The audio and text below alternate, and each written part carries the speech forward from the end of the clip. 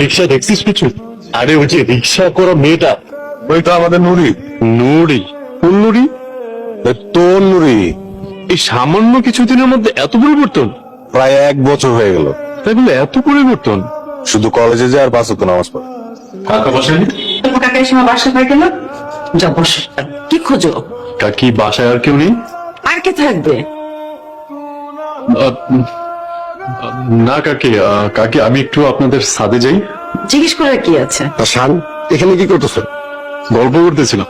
তোমার চাচি বললো তুমি আমার খোঁজে আমাদের বাসায় গিয়েছিলে। জি কাকা। তা কি বিষয় বলো তো? পিকনিকের ব্যাপারে। আচ্ছা আচ্ছা, মসজিদে আজান হচ্ছে, চলো নামাজটা আদায় করে নিই। আমার তো অজু নাই কাকা। মসজিদে ওযু করার ব্যবস্থা আছে, আমি তো গোসলই করিনি। ঠিক আছে, তুমি থাকো, সময় মতো নামাজটা পড়ে নিই। বাবা দেখছোস, মামুন কাকাকে নুরি নামাজি বানা ফেলছে। মামুন কাকার মতো এমন একটা লোক এতটা পরিবর্তন হইব বিশ্বাসই করা যায় না। নুরি অনেক পরিবর্তন হয়ে গেছে, এখন তো ঠিক মতো তোর দিকে তাকাই না, তুই আরো ভুলে যা। যেই নুরিকে দেখলে আমার গা জ্বলে যেত, আর এখন সেই নুরিকে দেখলে আমার মনটা শান্ত হয়ে যায় রে। পরে ভালোবাসতে মন চায়। আমার মনে হয় না ও তোরে আবার সুযোগ দিব। হ্যালো নুরি, কেমন আছিস? আসসালামু আলাইকুম। ওয়ালাইকুম আসসালাম। ওরে মাওলানা রে, সালামের অর্থ কি? আপনার উপর শান্তি বর্ষিত হোক। তাহলে তুই কি চাস না আমার উপর শান্তি বর্ষিত হোক? কেন চাইবো না কেন? তাহলে সালাম দিতে কি সমস্যা? বল কি কারণে কল করেছিস? ওই যে তোর আশিক শান আমাকে ফোন করে তোর ফোন নাম্বার চেয়েছে। কেমন ছেলেকে ভালোবাসলি যার কাছে তোর নাম্বারটা পর্যন্ত নেই? ভালো তো আমি ওকে বেশিছি, ও আমাকে বাসে। আমি কি তোর নাম্বারটা তাকে দিব? তোর ইচ্ছা। মা, তোর বাবা একটা ছেলেকে খুব পছন্দ করেছে, আমারও পছন্দ হয়েছে। তোর কি মতামত? তোমাদের মতামতই আমার মত। ছেলেটা ভালো মানুষ কিনা এটা যাচাই করার দায়িত্ব কিন্তু তোমাদের। নুরি, তোমার সাথে আমার কিছু কথা আছে। বলো। আমি খুব খেয়াল করছি ইদানিং তুমি আমাকে অচেনা মানুষের মতো আমার সাথে ভান করছো। কই না তো, আমি তো তোমাকে চিনি। তুমি আমাকে ভালোবাসো। অতীতের কথা বলছো? তখন তো আমি অবুঝ ছিলাম, তাই তোমাকে ভালোবাসতাম। এসব তুমি কি বলছো? আসলে ভালো লাগে ভালোবাসা যে আলাদা, তো বুঝতে একটু আমার সময় লেগে গেছে। এইভাবে বললো না। বয়সটাই তখন এমন ছিল। এখন বয়স হওয়াতে সবকিছু বুঝে গেছো। তবে এতটুকু বুঝেছি, তুমি আমার জন্য না। কেন এমন মনে হলো? তখন তুমি আমার জন্য ছিলে হিরো। তোমার বুক খোলা শার্ট, কপালে সানগ্লাস, তোমার নেশা নেশা চোখ, এটা আমার কাছে অনেক ভালো লাগতো। তুমি এখন যা করছো এটা দেখি তোমার প্রেমে পড়ছিল।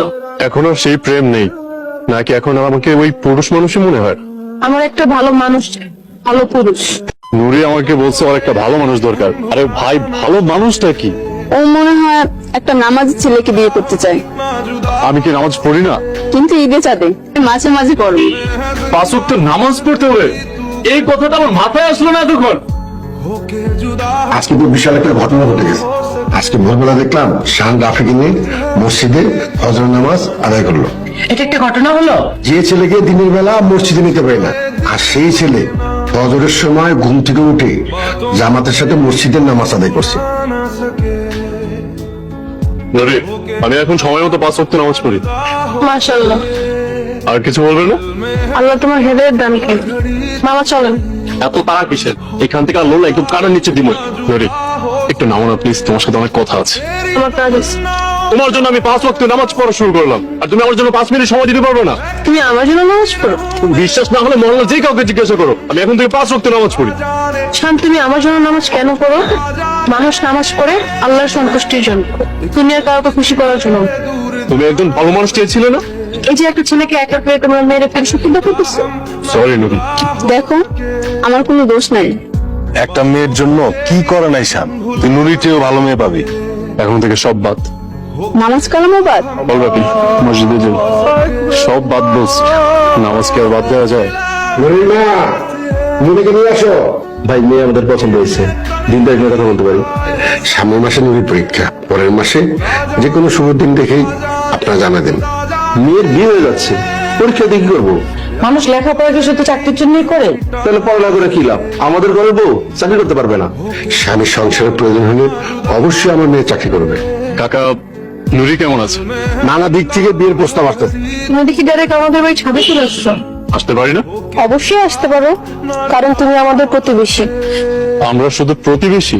তুমি আমাকে এমন শাস্তি কেন দিচ্ছ? আমি শুধু বলেছি তুমি আমার জন্য সঠিক মানুষ না। আমি ভালো মানুষ না, তাই তুমি তোমার বাবা মায়ের পছন্দের ছেলেকে বিয়ে করবে? মানুষ কখনো খারাপ হয় না। আমি শুধু বলেছি তুমি আমার জন্য সঠিক না। আমি কখনোই মানতে পারবো না যে তুমি অন্য কাউকে বিয়ে করবে। আমি তোমার মনে কষ্ট দিতে চাই না। তুমি আমাকে বলো আমি কি করলে তুমি আগের মতো আমাকে ভালোবাসবে? আমি তোমার জন্য সবকিছু করতে পারবো, সবকিছু। আমি শুধু বলেছি আমার একটা ভালো মানুষ চাই। ভালো মানুষ, ভালো মানুষ, এই ভালো মানুষটা কি দেখতে কেমন? চত্ব সব। दिल में है जिंदा हर घड़ी